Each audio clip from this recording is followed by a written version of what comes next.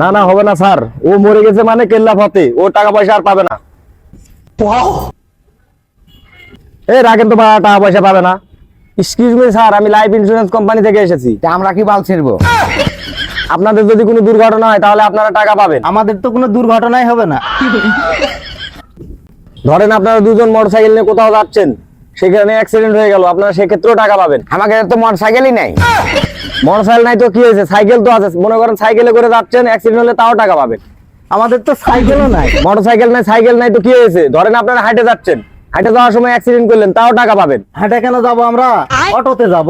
ধরেন অটোতে যাচ্ছেন, অটো উল্টে গেল বা একটা দুর্ঘটনা হয়ে গেল, তাও আপনারা টাকা পাবেন। তাহলে অটো থেকে লাফ মারবো? লাভ মানলেন, রাস্তাঘাটে তো অনেক গাড়ি ঘোড়া চলে, ধরেন কোনো গাড়ি এসে আপনাদের অ্যাক্সিডেন্ট করে দিল, তাও আপনারা টাকা পয়সা পাবেন। তাহলে আমরা সাইডে সরে যাব। দের বানা, আপনারা ইন্স্যুরেন্স করবেন কি না, না? তো পুকটি মুখ আর আমার টাইম ওয়েস্ট করা কেন? তোদের ইন্স্যুরেন্স করা মুখ না গু খাওয়া মুখ? মানুষের টাকা পয়সা মারে বিনাশ করে দিল, তাহলে তোরা গু খায় মরবি।